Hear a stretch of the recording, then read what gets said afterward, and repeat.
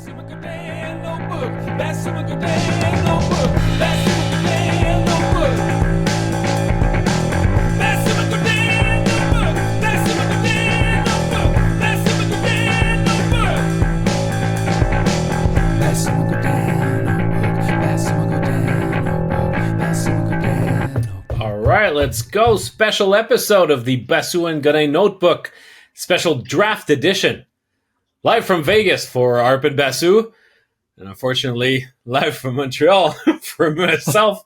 So, how did you enjoy the Sphere, my friend?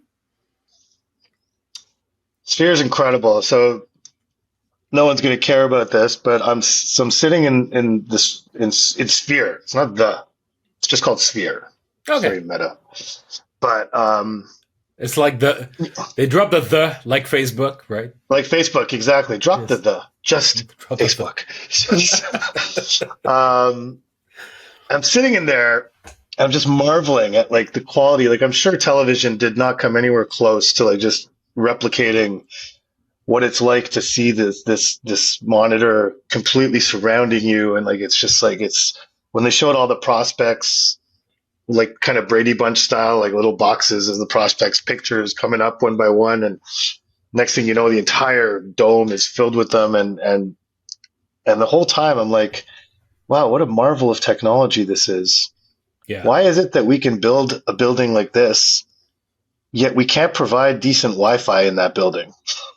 It's like, Oh no. the Okay. most basic technology you could possibly have was a disaster, but everything around you was just like, wow, look at State how of the modern art. this is, state of the art modernity.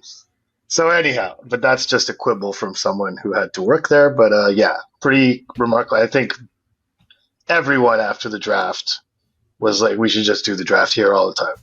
Yeah, And speaking of which, there's something interesting. I don't know if you caught that, but at the end of the draft today, Bill Daley said we'll see everybody next year at a site and location to be determined. So, I mean, it's meant to be the end of the centralized draft the way we know it.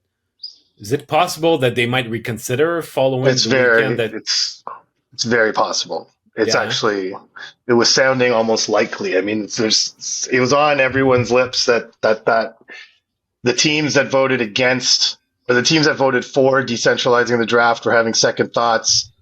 It's that the NHL doesn't have it doesn't have an off-season gathering point. You know, the NFL has the combine, the NBA has summer league, MLB has the winter meetings. The NHL doesn't have that. The combine is held during the playoffs, so obviously the teams still in the playoffs aren't really quite there. So there's that sense that this is the one occasion that the league has to all gather in the same place. If they ever fix the schedule to make it so it's not glued right up against free agency, but the sense that I got is that this will perhaps not be the last draft where everyone gathers and where we have the draft floor, which is the one unique thing about the NHL draft compared to all the other sports, is that you have a floor with all the decision makers. The Athletics, one of the Athletics' best writers, frankly, across any sport, but covers the Warriors primarily for the Athletic, is Marcus Thompson. He was in town. He came to the draft for a day just because, Macklin Celebrini's dad worked for the Warriors. And so he had like kind of a Warriors angle there. And he just came up to me during the draft. He's like, this draft is so much better than our draft. Like the NBA is like so secretive, and you like here, the entire league is just sitting there waiting to be looked at. This is awesome. And I was like, yeah, unfortunately, it looks like it might be the last year. This was before I started hearing all the chat. Unfortunately, it's like, no, you can't change this. This is awesome, and I agree with him. Yeah. I don't know how much fans care, but I mean, it makes it for it's a very unique thing that the NHL has, and especially in a venue like that, if they could secure that as being, other than the weather in Vegas right now, where it is scorching hot, everything else about that venue, if they could fix the Wi-Fi, is perfect. It was such a great spectacle, and so anyhow, that's But that's secondary, obviously, to what I think most Yeah, of our yeah. Let's listeners move want to on. listen Let's to. move on to the Yeah, picks. That's the big thing, right? yeah, Uh, pretty exciting stuff. I mean, I think that Mhm. Montreal accomplished everything that they were hoping for, especially on the first day. Getting Demidov, the top guy that they had targeted. Mhm. I don't know if you got that but when we came back from the combine, there was chatter that there was one team in particular that was sending signals that the situation in Russia was particularly dire, or well, not dire, but that Ominous. Bringing Demidov over might prove to be even more problematic than Mishkov, and it was seen as one team's effort to deter or discourage other teams to go after him. And then after that, hearing that Kent Hughes and Jeff Gorton did not go to the Gold Star little mini combine, mini camp in Florida, just so that they don't send the signal to the other teams that they were interested in Mishkov. Those two things combined, Demidov. what did I They're say? interested. You said Michkov. Gosh, in Demidov, yeah, Yeah. that they were that they were not interested in Demidov. Basically, those two things together, it makes you think that A, Montreal was that team that was floating that info, and B, they really did try to make it so that they would not spread the word that this was really their guy, and ultimately they got their guy. Yeah, So I think all of that is fair. I think the growing chatter around Buyam was by design in retrospect. I think the Seneca chatter by design in retrospect, even though Seneca winds up going third. But I think the Canadians saw that more as a help than as someone who they yeah, lost. Um, yeah, it's really clear that, and this is why there was so much uncertainty leading into the draft, that Montreal really viewed this player and had viewed him this way for a long time. Listen, I think we said over the course of the season, we got many mailbag questions. What do the Canadians think of Demidov? What do the Canadians think of Demidov? Is it the same as Michkov? And we mentioned that, while we were doing our reporting on the Michkov situation, that we were already hearing the Canadians talking about Demidov and how he's a different animal. He's a different type of player. And it was their way of kind of saying, listen, it's not the Russian thing. It's just that, it's we're really evaluating this player more so than anything else. But now, and Nick Bobrov mentioned today, it's been years, and then, his dad is obviously involved with Scott St. Petersburg, and part of his job is evaluating the organization's younger players. So he's been on Demidov for a long time. And, uh, going to Russia on two occasions, meeting with the kid's family, laying the groundwork for this pick. There's a great photo of Bobrov and Demidov kind of looking at each other while the official team photo was taken. That was actually another different thing about the draft at the Sphere, was that they didn't bring the entire entourage onto the stage because the stage wasn't big enough. So yeah, they actually had to take the full group photo kind of behind the scenes. And there's a photo I saw go by on Getty, and the two of them are just looking at each other like, it's clear that the Canadians really wanted Demidov, and it was clear to them that Demidov really wanted the Canadians. And I can't help but think, the Canadians' aura is lost on this kid. Like he was born in what year are we at now? '06. yeah. He was in Oh 6 guys. '06. Yeah, Yeah. yeah. So the Canadians since '06, it's not a very aura like time for the Canadians. I have to believe that it was just the Bobrov's investment in watching this kid, getting to know this kid, getting to know his family, is a big part of why Demidov wants to come to Montreal so badly. And also just sort of the upward trajectory that he sees, and I think a lot of the young players in the organization are starting to see. And it really, this player in particular, but even Michael Hage, taken with the 21st pick, that they made a pretty good trade to get up from 26 to 21. And actually, they were trying to move up further to make sure they got Hage. And even though they won't admit it, I think maybe Cole Eiserman would have been another target for doing that. It would have been fascinating to see who they would have taken if Eiserman didn't go number 20 to the Islanders. But getting those two pieces really kind of,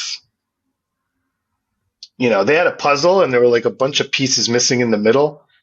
And those were kind of like not the final pieces, but I feel like their pipeline is got balance today. It's not only today, but this weekend in Las Vegas. So really exciting thing for the Canadians. And you could see even on day 2 how they really, even though they didn't have a second round pick, they get Atos Koivu in the 3rd round.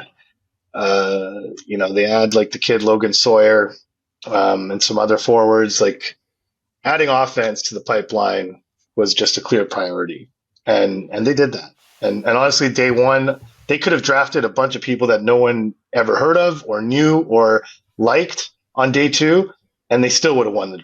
They still would have had a good draft just because of the day 1 haul that they got. Yeah, well, I think that for the average fan, anyway, this draft will be Demidov, Hage, and Koivu, and all the other guys, And all the other guys, yeah.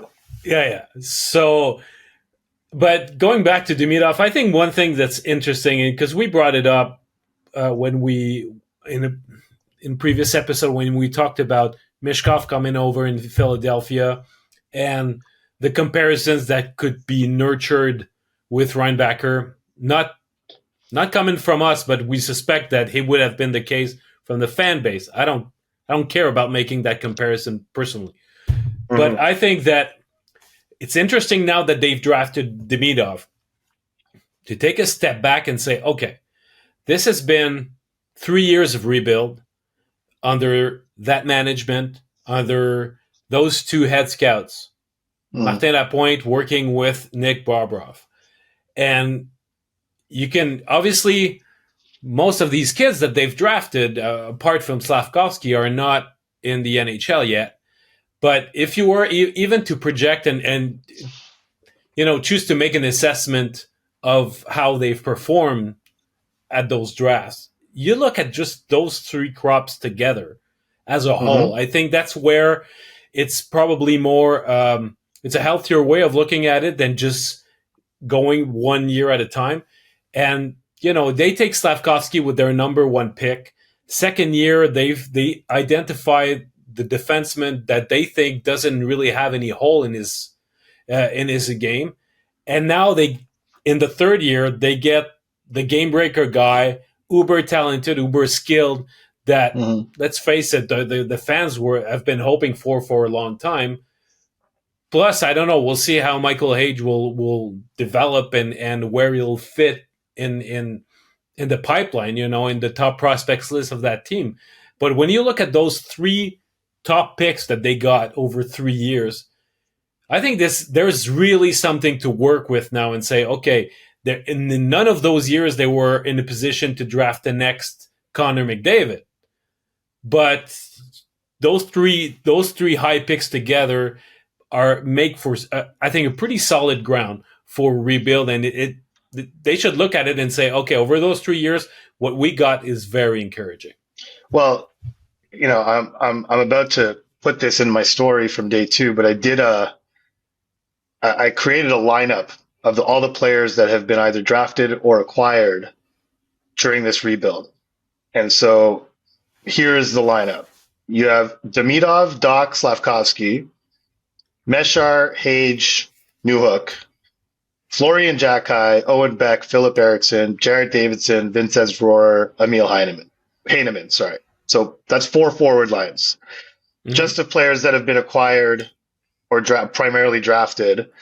On defense, you have Matheson, Reinbacher, Hudson, Engstrom, Kornushkov. Am I saying that right? Konushkov, Kovacevic. Konushkov, yeah. Konushkov, Kovacevic, and you could probably add some other guys in there, and Kovacevic is just kind of a fill-in, and then you have Fowler, Volokin, and goal. So really, when you look at it, well, I'm looking at it on my screen right now, and it's like it feels like a team. And this obviously does not include any of the players who, it doesn't include Gooley, doesn't include Suzuki, doesn't include Caulfield. Like it's it really gives a sense of how they're going about it to some extent. Not all of these players are going to make the NHL or play in the NHL, but there's a base. There's a base here. And when you say that they didn't get a chance to draft the next Connor McDavid, I mean, no one in the rest of the history of the league might get to draft the next Connor McDavid, but but I mean, I could have said Connor Bedard, but anyway. Sure, but it's just like Demidov is close, in that he's a special talent, and Slav, we'll see, like I don't think he'd be quite to that level, but when you have Slav and Demidov and Doc, frankly, I mean, it's a good ad when you had already Suzuki and Caulfield as kind of a starting point. And, obviously Joshua was not in this because he didn't get drafted by this administration, but, he's in the mix here somewhere. But it's these two ads, Demidov and Hage. And Hage, I think it's not a sure thing, but really has to be looked at. And not everyone was that high on him. I saw some scouting services even having him in the first round, but general consensus based on people that I kind of chatted with over here is, he dropped a little lower than most people had him going, including the Canadians, obviously. He's got a lot of potential. If it weren't for the fact that Demidov got picked, he would have been the conversation for the Canadians at where they got him. But they got a kid who is probably going to be a winger in the NHL, but lengthy, extremely good skater. And a lot of the knocks on him, it's easy to kind of point to the traumatic life event that he went through a year ago when his father died suddenly in a tragic pool accident, and how a young man whose father was so important to him, and his father was obviously a diehard Canadiens fan, which made him a diehard Canadiens fan, like just the emotion coursing through that kid's veins after being drafted by the team he loved growing up and the team that his father loved, can explain some of those knocks on his game, inconsistency, variance in compete level, and just kind of like, I looked at a lot of sort of the weaknesses that people point to in his game, and I'm like, well, if I was 17 and lost my dad like that all of a sudden, I might have those same weaknesses too. So, his second half of the season was really good. Yeah. Was really, really good, which, that the second half of the season vaulted Beckett Seneca up to the third pick overall. Like it's teams put a lot of stock in that and see the growth potential when that's the case. And I feel in his case, when you go through a traumatic life event like that, it's only natural and normal for it to take some time to recover from it. And I think his second half is probably more indicative of what this kid's about, because prior to that, he was one of the best players in the GTHL in his age group. And you have to take that into account. So I think that day one haul for a team that was clearly lacking offensive upside added a ton of offensive upside on that day. Yeah. Okay. Well, we might return big picture in a minute, but I just want to continue for a moment on Michael Hage, because the Central Scouting gave him on Thursday the E.J. McGuire Award of Excellence. That's given to the draft prospect who exemplifies commitment to excellence through strength of character, competitiveness, and athleticism. So it's interesting that on the one hand, you'll say it's not the first time that Central Scouting has a different vision than a lot of scouts. Yeah, okay, but their view is that is worthy of that award because of everything that he went through, and it goes back maybe to even before his dad's passing, when he had that that shoulder surgery. I mean, he got hurt 6 months. Very first practice when he arrived with the Chicago Steel in the USHL, missed 6 months after that, came back to play with 13 games at the end of the season and manage, to make something out of it. Was willing to go back to the summer, work hard, and come back and to really give a strong impression in his draft year, and then boom, July 1st, this tragic accident arrives with happens with his dad. But so they took all that into account, and to say, well, starting from that elbow injury, that shoulder injury, all the way to him finishing his season in the USHL, where he looked as though he was almost the best player in the league at that point. That arc made him worthy of that award. So I think I agree with you when you say that in the first half of the season, when people will say, well, the intensity was not always there and the compete level was variable. It's got a lot to do exactly with the fact that he's been going through so much that just to giving him time to land on his feet, figure things out again, and getting his focus back, it must not have been the easiest thing in the world. So, but I think that the Canadians have seen also the fact that when you took all of that into account, I mean, had this not happened, had the injury not happened, maybe that we would have been talking about a guy who was seen closer to a top 10 candidate for the upcoming draft. Obviously, circumstances have changed, but it has not changed the pure tools that this kid has. And I think that if you can manage to get him at 21, that's a very interesting bet. And the emotional tie that he's got to Montreal, that I feel seems or sounds stronger even than Atos Koivu's tie to Montreal. There's an 100%. Emotional there's something like that hit him through his core, and and it's a gift that he has been given to pursue his development wearing a Montreal Canadiens jersey, because it might help define who he's going to become as a player. Yeah, 100%. I'm sure a lot of Canadiens fans appreciated him mentioning how upset he was when Kreider ran into Price in the conference final as being one of his big memories, and obviously the 3-1 comeback against the Leafs and him growing up in Mississauga and Leafs country, and the fact that he speaks impeccable French. I mean, really impressive level of French. There's some francophones, I think, who could learn a lesson or two from him in terms of speaking French. Really, really did well there.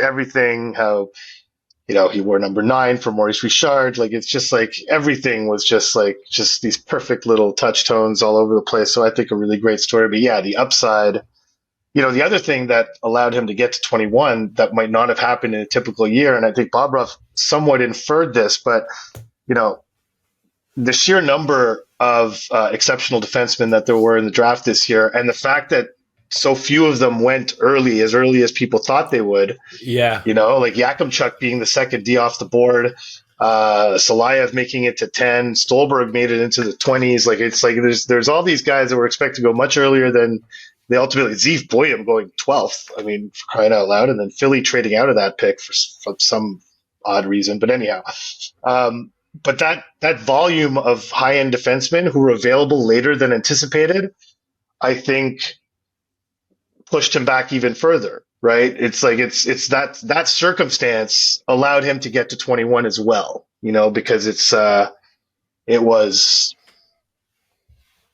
a perfect storm in a sense. And and the Canadians insisting that, well, not like, they had him in mind when they tried to trade up to 21, and then they were continuing to try to trade up to make sure that they got him. Well, again, him or maybe someone else, maybe Yzerman, I don't know. But they tried to move up again and couldn't get it done. But turns out the 21 was enough. And that they, obviously when the pick got to the Islanders and Yzerman and Hage were on the board, the Canadians had to know, well, we're getting one of them. And so this trade was worth it, kind of thing, So yeah, I mean, just for just, everyone hates drafting for need, right? Well, the Canadians had a need in this draft, and they addressed it. And they addressed it with with the best player available at each pick. Really, I mean, it's so they got the best of both worlds, and I think Kent Hughes was beaming about it on Friday night. Man. Bobrov and Lapointe were beaming about it today. It's I don't remember seeing Kent as happy in quite a while. Like he was glowing. Well, because I think, listen, there is an element of risk with Demidov, but I think this is the pick that they made that had the least. Listen, they know they picked the player their fans wanted for the first time as an administration. And so every other first pick they made had that element of risk to it, in the sense that they're putting their reputation on the line to take this kid despite overwhelming fan disapproval of that pick and wanting someone else. And in that sense, I think Kent was like, finally I can come up here and I can talk about a kid that our fans are excited about. And it's not this firestorm of bickering between fans and and all this stuff. And not only that, but they got a kid who was just busting with happiness and energy about playing for the Montreal Canadiens. Like, that kid smiled ear to ear his whole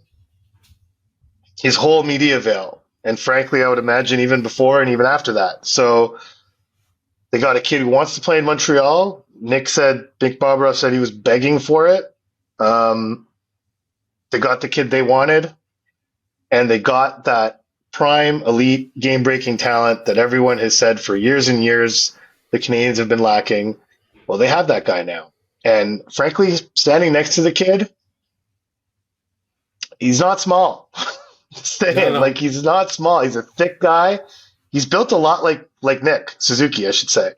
Like, that's how what he's going to look like when he plays in the NHL. He's going to have the shape of Nick Suzuki, and that's with his hands and his skill. He's a tiny bit taller. It's a tiny bit taller, but I just mean the thickness, the thickness of him, and the strength.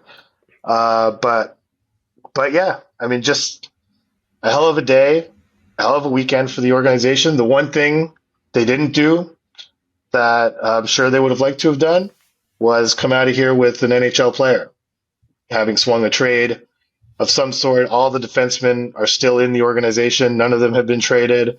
All of next year's draft picks are still with the organization. None of them have been traded. When I asked Kent Hughes about that on Friday, saying that I know the weekend's not over, but by this point, the last 2 years, you had made a significant trade. He's like, well, we picked at 21. Doesn't that count? I was like, you know what I mean, Ken.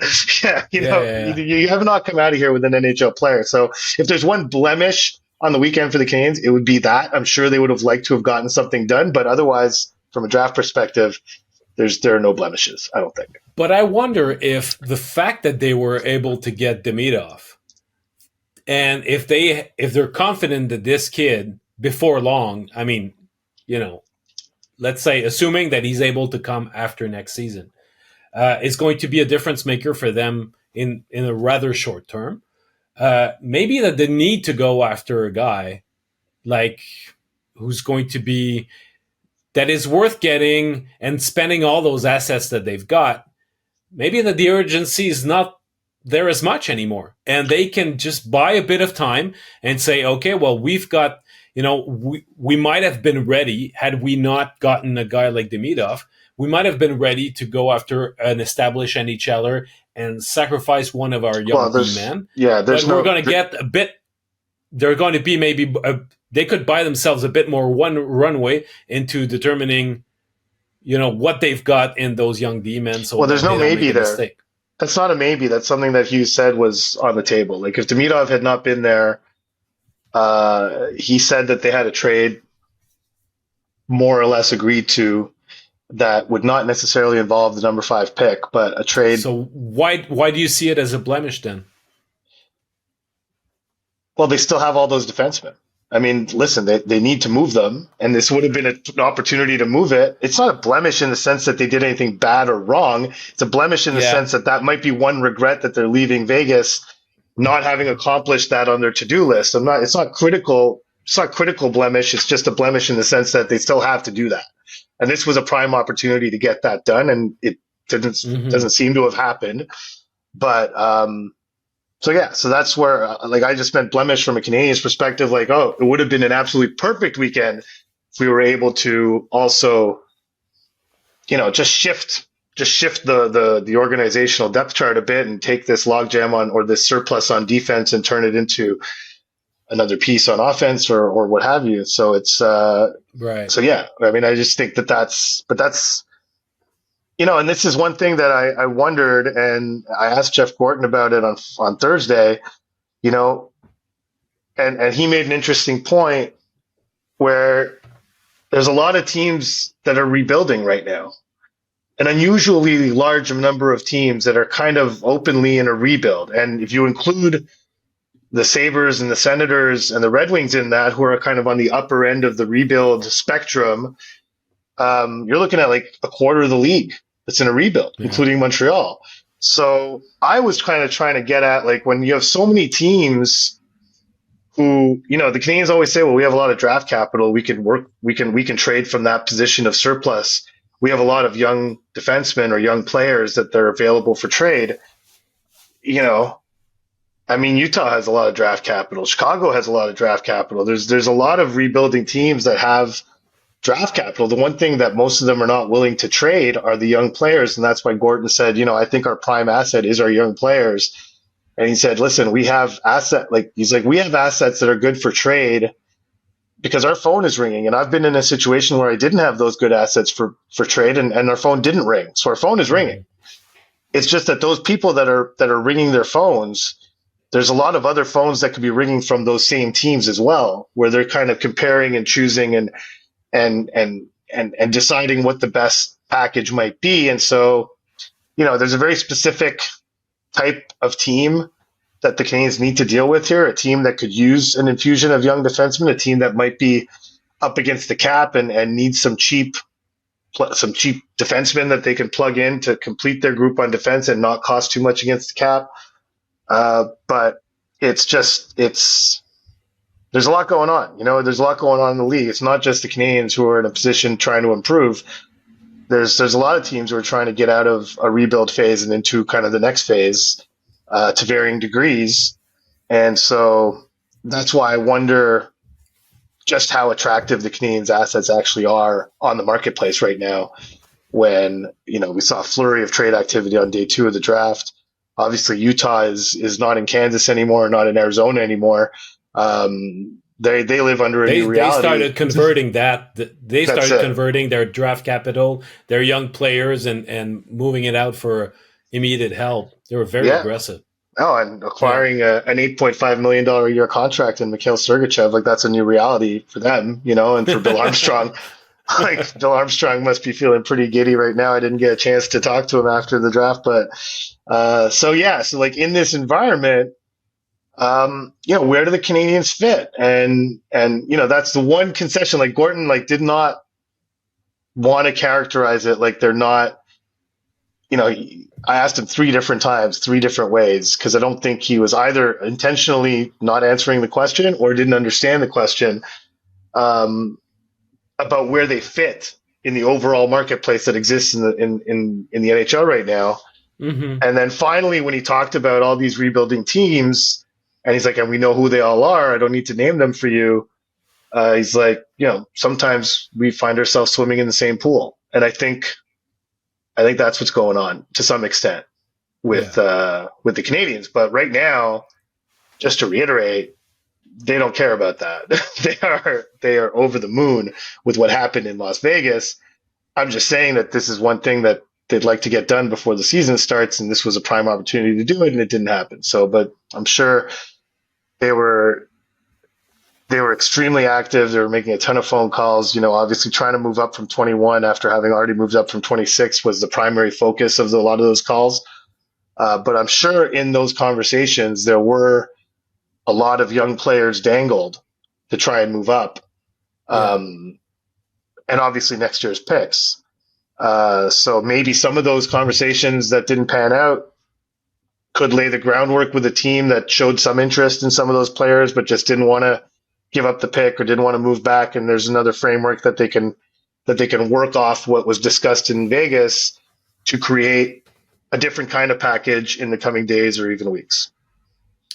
Yeah, but going back to my point of them drafting Demidov, I think that you've got that overflow of young defensemen that will need to be addressed in some way because you have just so many spots. But now you don't necessarily have the necessity of combining that with getting some high quality talent up front for your top six for years to come. So now I think that eventually if they want to just to weed out and clearing some the guys that they have, the too many defensemen that they have, weed out from maybe the bottom of their list, but keep all the prime prospects, all the prime defensemen that they've got, all the Hudsons, the Mayus, the Reinbackers, Jack-Eye, and assess, among Struble, Harris, and Barron, is there someone they could probably find a taker? It's just that the value, there's not the same pressure to say, how can we turn those extra guys into a super valuable forward for us? They're not into that riddle anymore. So I think that things will play out and they'll be able to, in due time, they might decide to move one of their better defense prospects anyway, but I think that they've got the luxury of buying a bit of more time. And I think because of Demidov, they're in a better position for that now. Well, yeah, and as Hughes put it, having Demidov changed the dynamic. He wouldn't go further into it other than to say, when I said, well, changed it in what way?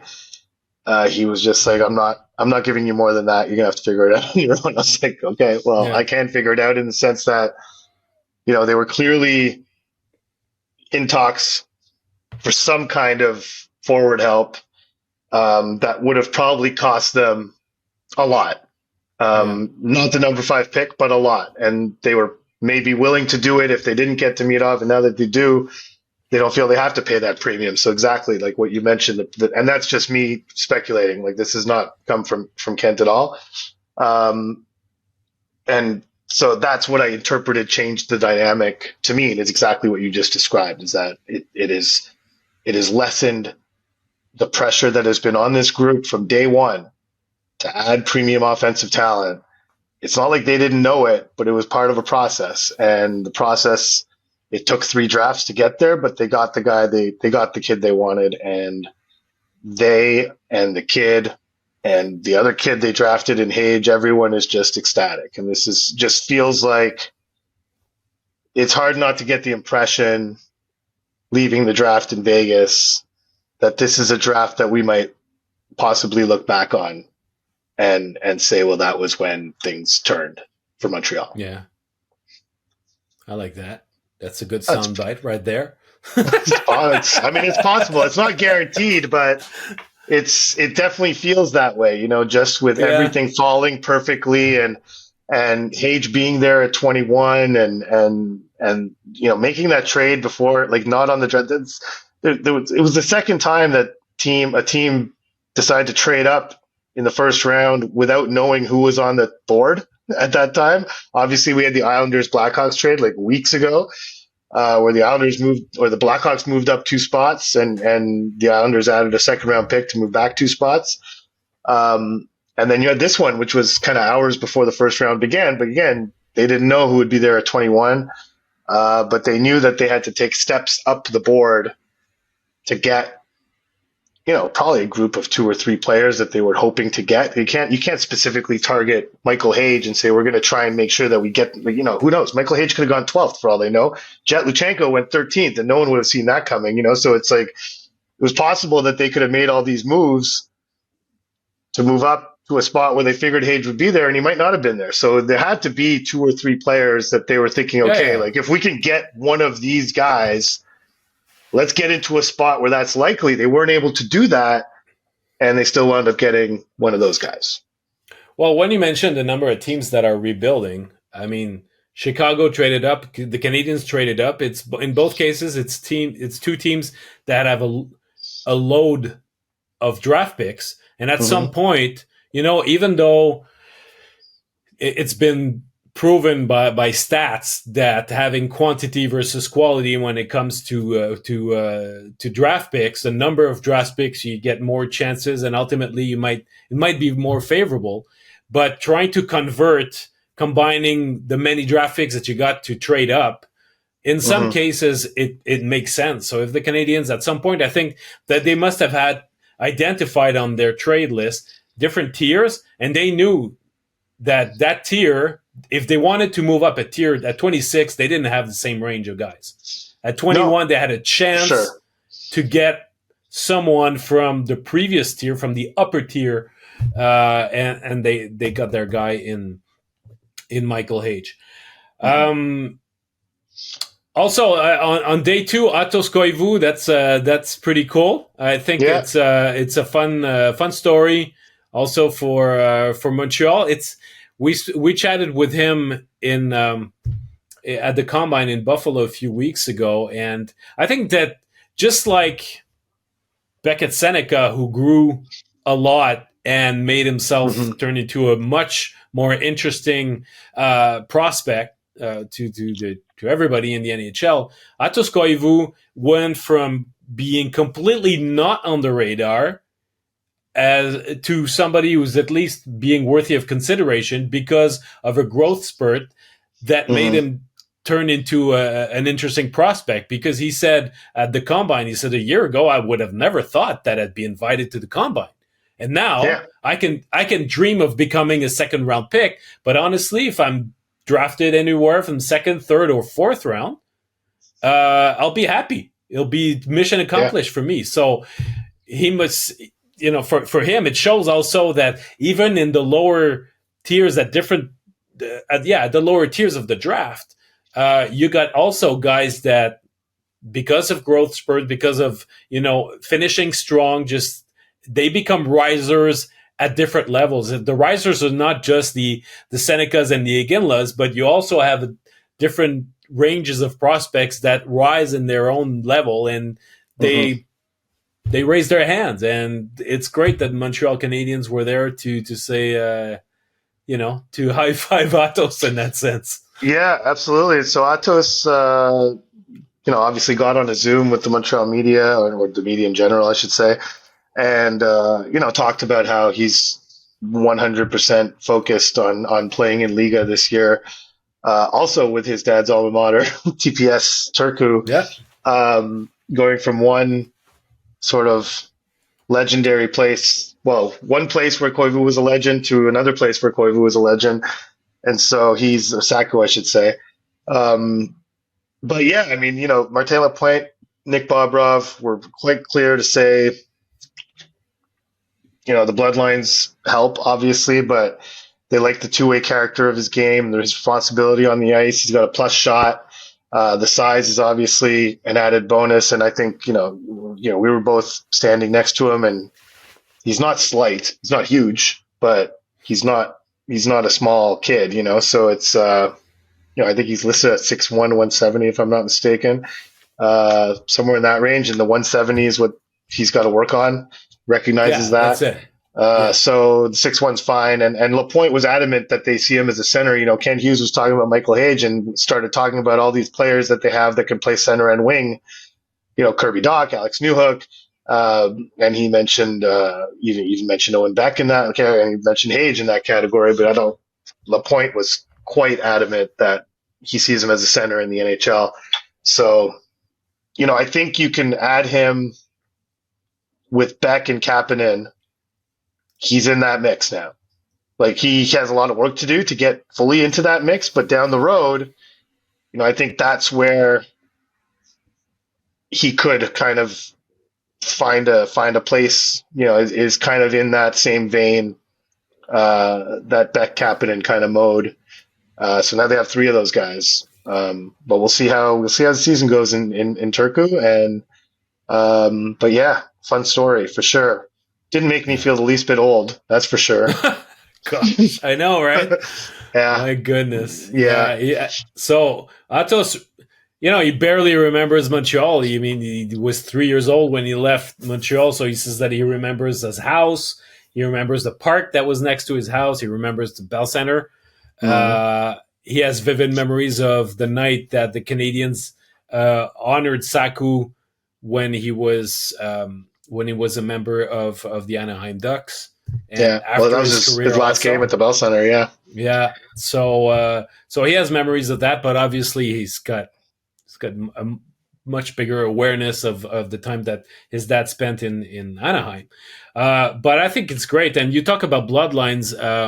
So obviously Jerome Iginla, Tige Iginla, that's the big bloodline story of this draft. But Hmm. Koivu is there too. Derek Plant's son was drafted. Max Plant. Yeah. Max Plant, Yuri Fisher's son, USNTDP. Yeah, you're Fisher's son too. Yeah. and also Mikael Samuelson's son in the seventh round. So But there you one go. thing that I like about the Atos story is that when the Canadians said we're trying to get a hold of Atos to get him on a Zoom, myself and several others were like, well, if we could get Saku on that Zoom too, that would be great. And I found it telling that Saku wasn't on the Zoom. So basically, he said no. Like it's like, Yeah, and this is my son's time.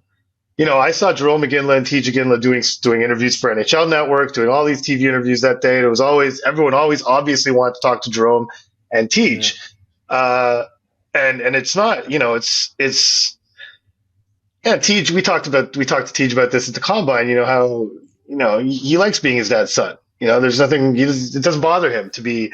This whole notion of being in his shadow or whatever doesn't really affect him. yeah, I liked the fact that Saku Koivu was not on that Zoom. I thought that was a good move on his part, and I'm sure it was a move because they got in touch with Atos. Surely he could have just gone to dad and said, "Hey, they want you on this Zoom. You mind coming on?" Like I think that was probably a concerted effort on his part to leave the stage to his son yeah, and let him have his moment without dad, you know, hogging all the attention. And I thought that was good of him to do that. And there's no one better. I don't think there's anyone better right now to prepare a young player for what it's like to be a Montreal Canadian right now. There's no one better than Saku Koivu because he was the first captain. yeah, There's the first captain in franchise history who had to live this reality of the Canadians being just another team and the Canadians struggling and the Canadians missing the playoffs or getting knocked out in the playoffs. Also having great times, great years in the playoffs and great series victories and what have you. But no Stanley Cups. No, it was the first era of Canadians history where the expectations of the fan base needed to be adjusted, but he played through an era where those expectations had not yet been adjusted. And so he, this was a tough time for him to be captain. And I think he took a lot of flack because, his one loss record as captain was probably not all that great, but this is now the current reality in Montreal. And in that sense, there's no one better than him to teach a young player how to enter that market as it stands right now, the modern version of the Montreal Canadiens than Saku Koivu. yeah. And going further on that, I think that it speaks also to the focus or the importance that Nick Bobroff and Martin Lapointe and the whole current management of the Montreal Canadiens, the focus that they put on the ability of a kid to sustain the Montreal environment. Are Mm-hmm. you, because it's one thing to assess the kid as a player and say, oh, is he a good player? Which one's better? We'll figure it out. But you have to take into account what we see in this kid, how we can project him in the future. If we add the Montreal element to it, will he thrive or will he wilt? And I Mm-hmm. think that this is not necessarily a question that every organization has to ask themselves. So when they drafted Slavkovsky, they had that in mind a great deal. That was a focal point. Mm-hmm. And I think that they wondered that with Reinbacher, determined that it was the case. They know that Demidov is eager for it and eager for the pressure. He wants it. Hage, obviously, childhood's dream. But further to that, to your point, I mean, Atos Koivu has the best person to prepare him for what he's about to experience. So I think in the past, in the Trevor Timmins years, I don't think that it was viewed as important a factor as what we see now, because year after year, it's not just talking about character. It's also how will your character develop or express itself wearing a Montreal Canadiens jersey, because it's not the same as playing for the St. Louis Blues. No, not at all. And Bob Ruff made a point of mentioning that Atos Koivu grew up in a household where pressure was commonplace, where it was a part of their lives. And, I'm paraphrasing, and that's a plus, and that's the part where the bloodlines come in. And he kind of mentioned how Saku's taught his son well. His habits are pro at this time. But on Demidov, I just want to read you the actual quote from Bob Ruff on that subject. It's a great quote. Clearly, he was very happy to end up in Montreal. His family was looking forward to that. Part of the reason he wanted to be in Montreal was because he loves pressure. He embraces pressure and thrives on it. Sometimes we ask kids whether or not they will be okay playing in this city. He was begging for it. So that's a good sign. And that is the kind of thing that resonates with this group for exactly the reason you just stated. They have the top 3 kids they drafted seem to have that. And, what greater pressure can you have to experience at a young age than the sudden death of your father, who was such an instrumental part of your life? Like, that's real life pressure that you hope no one really has to go through. This kid did, and came out the other side and is probably stronger for it, even though it's just a tragic loss.